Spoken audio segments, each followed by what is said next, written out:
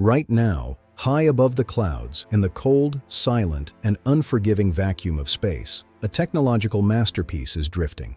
It is a lonely sentinel in the dark, watching over us all. It is part of an invisible web, a network of thousands of machines that define the way we live in the 21st century. Without them, our modern world would effectively cease to function in an instant. They help you find your way home. They let you watch this video. They warn you of coming storms, and they connect families across vast, unforgiving oceans. They are the silent, digital pulse of our civilization. But here is the mystery. These machines aren't floating. They aren't held up by wings or engines or some magical anti-gravity field.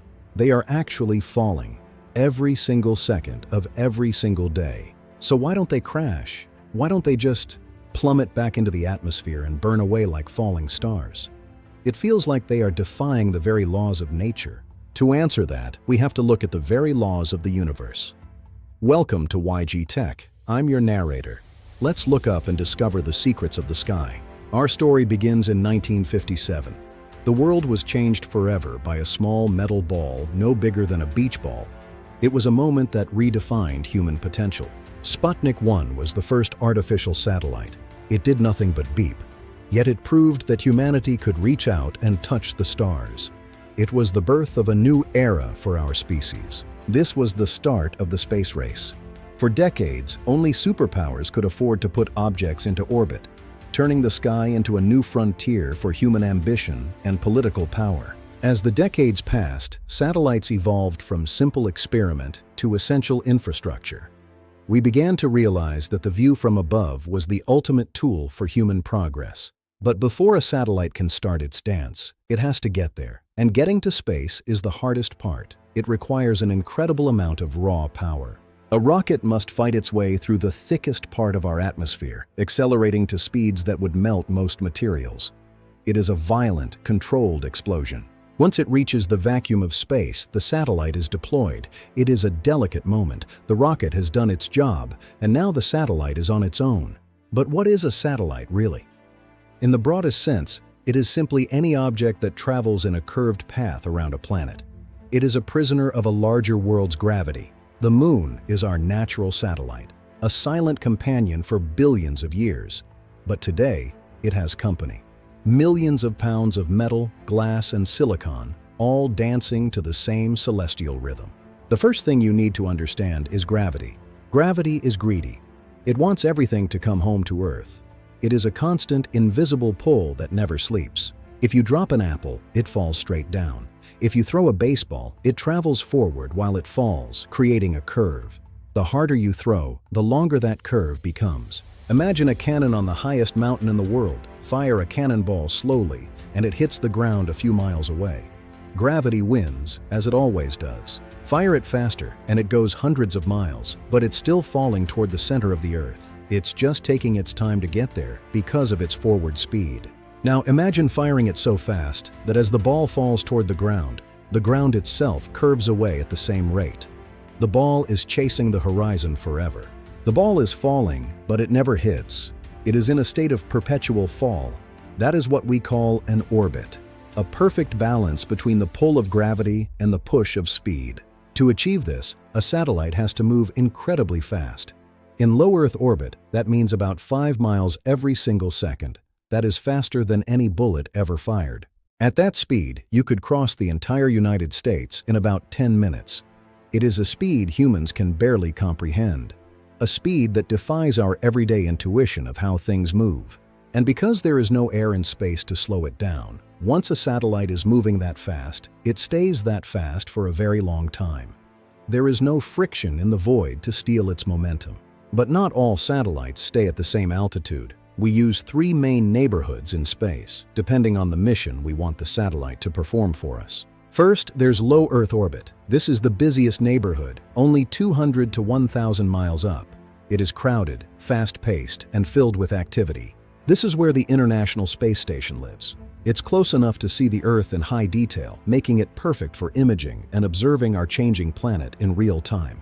Next is medium Earth orbit, about 12,000 miles away. This is the domain of the GPS satellites that guide your phone and your cars every single day. From this height, a single satellite can see a huge portion of the planet, allowing a small group of them to cover the entire globe with pinpoint accuracy and reliability.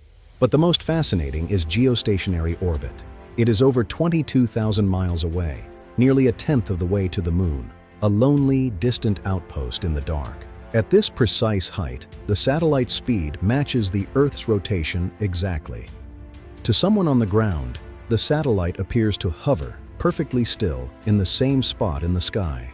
This is why your satellite TV dish doesn't need to move. It is locked onto a machine 22,000 miles away that never moves from its spot in your personal sky. So how do these machines survive?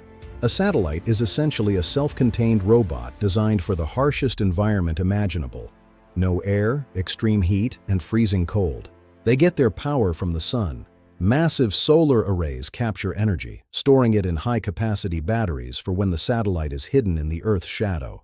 They use tiny thrusters and spinning wheels to stay pointed in exactly the right direction. Precision is everything. A fraction of a degree can mean a lost signal and a failed mission. But a satellite is useless if it can't talk to us. It communicates using invisible radio waves traveling through the void of space at the speed of light. Think of them as giant relays. They take a signal from one side of the planet and bounce it down to the other in a fraction of a second. It is a global conversation. When you stream a movie or send a text, that data may have traveled to space and back before you even finish your sentence. Space is the highway of modern information. The impact on our lives is profound. Weather satellites save thousands of lives by tracking storms days before they hit, giving us time to prepare and evacuate those in danger. GPS has revolutionized transportation. Ships, planes, and even your food delivery rely on these timing signals from space to find the most efficient and safest path possible. And then there's science. Space telescopes allow us to look back in time, seeing the very birth of the universe without the blur of Earth's atmosphere. They are our cosmic windows to the unknown. But the sky is getting crowded. As we launch more and more satellites, we face a growing and dangerous threat: space debris. It is the invisible pollution of the final frontier. There are millions of pieces of junk orbiting at high speeds. One collision can create thousands more pieces, leading to a chain reaction known as the Kessler syndrome, which could trap us on Earth. What happens when a satellite's mission ends? For those far away in GEO, they are pushed even further out into a graveyard orbit, a place where they can drift safely forever. It is a silent museum of our technological history, orbiting in the darkness, out of the way of the active machines that still serve us below. Scientists are already working on ways to clean up the sky, ensuring that space remains safe for future generations to explore, utilize, and eventually inhabit. The future of satellites is even more ambitious. We are building mega constellations to bring high-speed internet to every human on Earth, no matter how remote or isolated they may be. Satellites are also getting smaller. What used to take a machine the size of a bus can now be done by something the size of a shoebox. Small is the new big in the space industry. The barrier to entry is falling. Private companies are now launching rockets every week, making space more accessible than it has ever been in human history. The sky is no longer the limit for innovation. And soon, we will have satellite networks around the Moon and Mars, acting as the communication backbone for human exploration of the solar system. We are expanding our digital reach into the cosmos. Satellites may seem distant, invisible, and disconnected from our everyday reality, but they are the invisible glue that holds our modern world together. They are our silent guardians. They guide us, they protect us, and they help us understand our world in ways our ancestors could only dream of. They have expanded our horizon to the very edge of space and beyond. And all of this global connection, depends on objects that are constantly falling.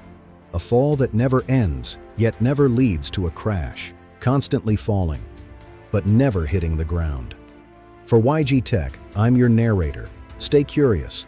I'll see you in the next one as we continue to explore the wonders of technology.